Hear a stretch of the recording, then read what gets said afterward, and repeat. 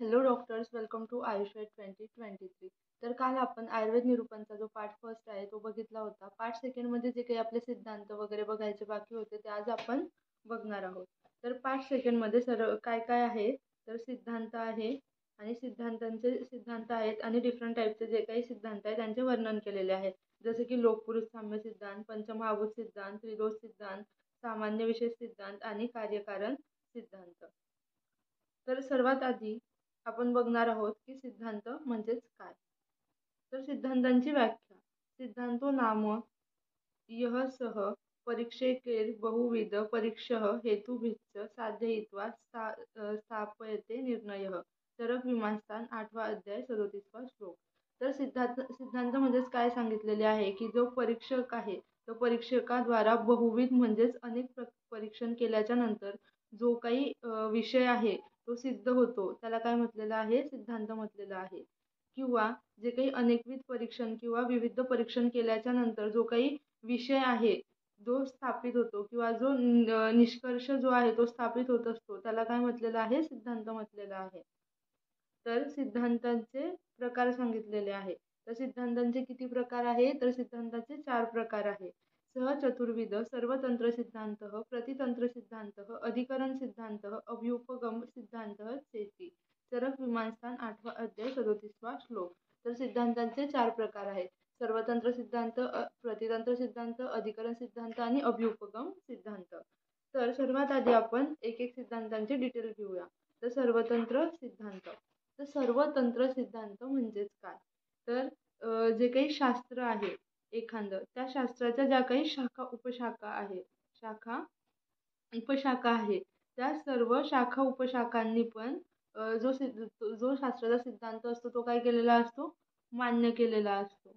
म्हणजेच एखादा सिद्धांत तो त्या त्या शास्त्रापुरता न राहता त्या शास्त्रातील ज्या काही शाखा उपशाखा आहे त्या सर्वांमध्ये काय मान्यता प्राप्त झालेला जो सिद्धांत असतो त्याला सर्वतंत्र सिद्धांत म्हणत असतात. जसं की विविध व्याधींचे प्रकार, त्यांची लक्षणे, त्यांचे साध्य असाध्यत्व आदीबाबत ग्रंथातील वर्णन. हे काय आहे, ज्या काही विविध व्याधी आहे, व्याधींचे लक्षणं कसे असतात किंवा ती व्याधी साध्य आहे किंवा असाध्य आहे यांचे जे काही वर्णन केलेले आहे एखाद्या शास्त्रामध्ये, ते त्या शास्त्राच्या जेवढ्या काही शाखा उपशाखा असतील त्यांनी काय केलेले असते, तर मान्य केलेले असते. तर आपण मॉडर्नमध्ये असं बघू शकतो की मॉडर्नमध्ये काय दिलेलं आहे की जो काही बीपी असतो, बीपी किती असतो आपला 120/80 mm of Hg.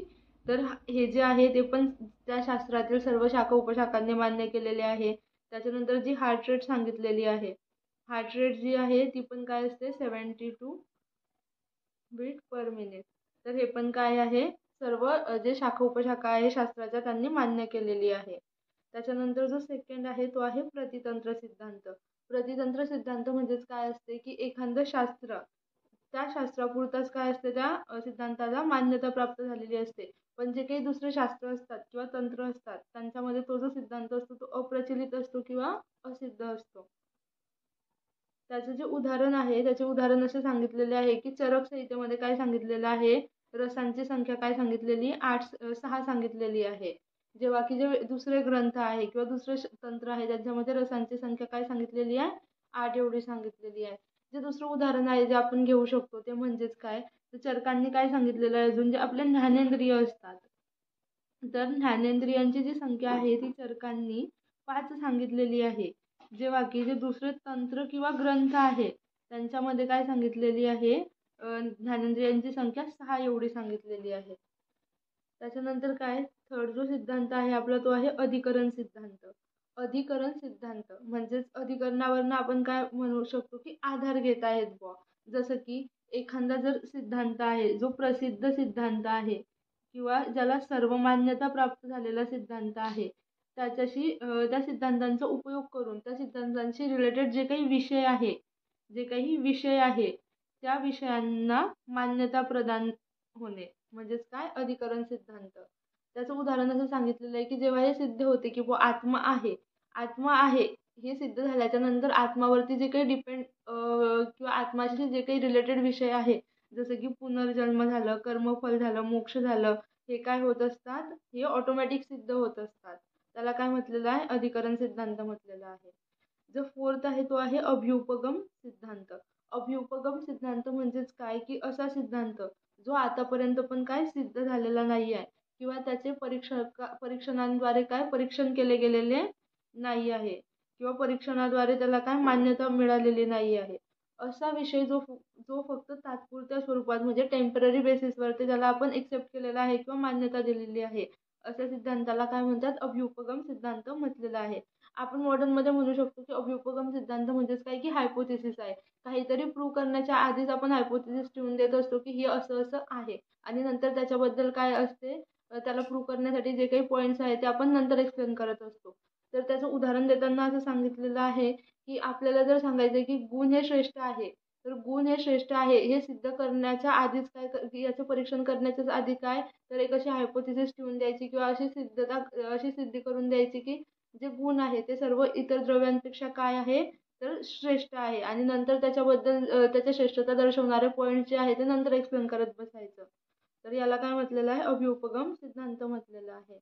त्याच्यानंतर जे काही आयुर्वेदामध्ये जे काही महत्त्वाचे सिद्धांत आहे त्यांचे वर्णन पुढे केलेले आहे ते आपण एक एक करून घेणार आहोत. तर त्याच्यामध्ये सर्वात आधी जो सिद्धांत आपण घेणार आहोत तो म्हणजे लोकपुरुष साम्य सिद्धांत. तर पुरुषो अयं लोकसंमितः यावन्तो हि लोके भावविशेष तावन्तो हि पुरुषे यावन्त पुरुषे तावन्तो लोके. तर ह्याच्यामध्ये सर्वात आधी आपण बघूया लोक म्हणजेच काय असते. तर लोक म्हणजेच सृष्टी आणि पुरुष पुरुष म्हणजेच काय सांगितलेलं आहे तर मनुष्य सांगितलेलं आहे.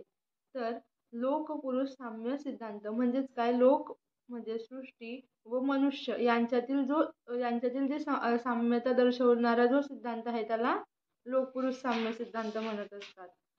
यांचं असं म्हणणं आहे की ज्या तत्वांपासनं ज्या भावविशेष जे भावविशेष म्हणजेच काय जे तत्वांपासनं सृष्टी बनलेली आहे त्याच तत्वांपासनं मनुष्य बनलेला आहे असं लोकपुरुष साम्य सिद्धांत सिद्ध करत असतो.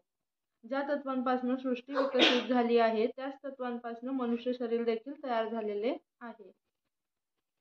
त्याच्यानंतर जे काही आपलं सृष्टी आणि पुरुष यांच्यातील साम्य दर्शवण्यासाठी काही उदाहरणं दिलेली आहेत. जसं की सृष्टीमध्ये ब्रह्मा असतो त्याचप्रमाणे पुरुष म्हणजेच मनुष्यामध्ये आत्मा असतो. ब्रह्मा काय करत असतो सर्व सृष्टीचे नियंत्रण करत असतो. त्याचप्रमाणे मनुष्याच्या शरीरामध्ये जो आत्मा असतो तो संपूर्ण शरीराचे काय करत असतो नियंत्रण करत असतो.